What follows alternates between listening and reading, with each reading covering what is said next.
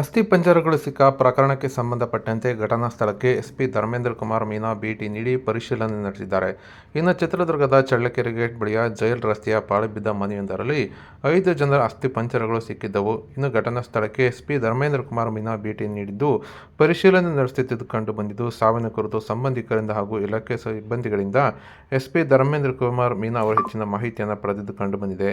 ಅಷ್ಟೇ ಅಲ್ಲದೆ ಈಗಾಗಲೇ 5 ಜನರ ಅಸ್ಥಿಪಂಜರಗಳು ಸಿಕ್ಕಿದ್ದು, ಇವರು ಹೇಗೆ ಸತ್ತರು, ಆತ್ಮಹತ್ಯೆ ಅಥವಾ ಇನ್ಯಾವ ವಿಚಾರಕ್ಕೆ ಮೃತಪಟ್ಟರು ಎಂಬುದರ ಬಗ್ಗೆ ಎಸ್ಪಿ ಧರ್ಮೇಂದ್ರ ಕುಮಾರ್ ಮೀನಾ ಅವರು ಮಾಹಿತಿಯನ್ನು ಕಲೆ ಹಾಕುತ್ತಿದ್ದಾರೆ.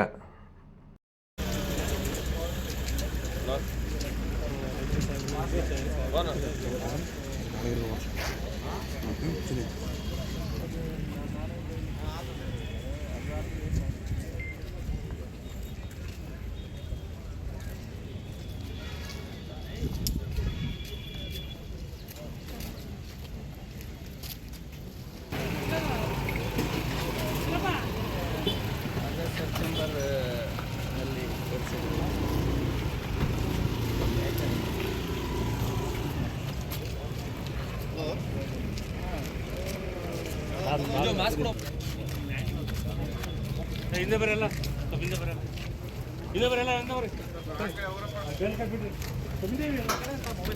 ಹಿಂದೆ ಬೇಡ ಅಣ್ಣ ಅಣ್ಣ ಅಣ್ಣ